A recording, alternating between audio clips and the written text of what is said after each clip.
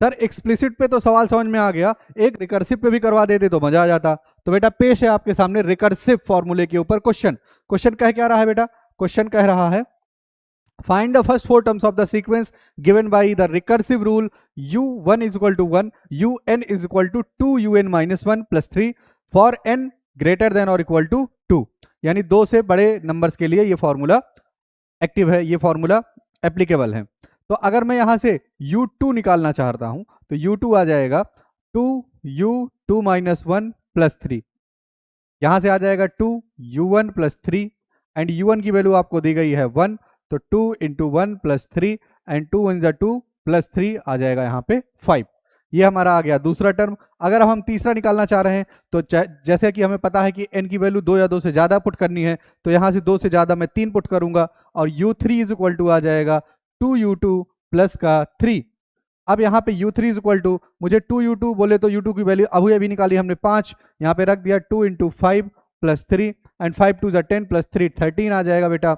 और u4 अगर हम निकालना चाहें तो वो आ जाएगा 2 टाइम्स u3 प्लस का 3 एंड 2 इंटू u3 की वैल्यू अभी हमने निकाली 13 प्लस 3, तो 13 टू 26 प्लस 3 29 एंड ये हो गए first 4 terms of the sequence.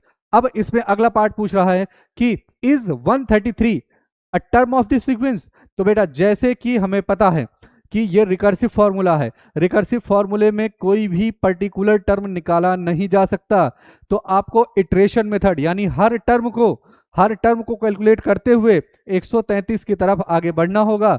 अगर कैलकुलेट करते करते कोई टर्म 133 आया तो वो हमारे सीक्वेंस का पार्ट होगा, अगर 133 जो है वो स्किप हो गया तो हमारे सीक्वेंस का पार्ट नहीं होगा। ये बात मैं आप लोगों के लिए होमवर्क दे रहा हूं, आप हर टर्म को आगे निकालते जाएं, 6वां 7वां 8वां 9वां 10वां, और चेक करें कि 133 उसका पार्ट होता है कि नहीं, क्योंकि इसको लगाने का यही एक तरीका है। अब एक और सवाल यहाँ पे दिया गया है, find the first 4 terms of the sequence given by the recursive rule s1 is equal to 3 and sn is equal to sn minus 1 bracket में sn माइनस 1 माइनस 1। ये थोड़ा सा अच्छा सवाल है, इसको आप लोग अटेम्प्ट करें। अटेम्प्ट करने के बाद अपने जो आंसर्स हैं वो कमेंट सेक्शन में बताएं।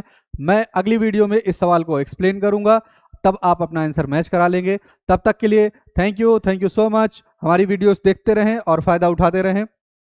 Subscribe for more.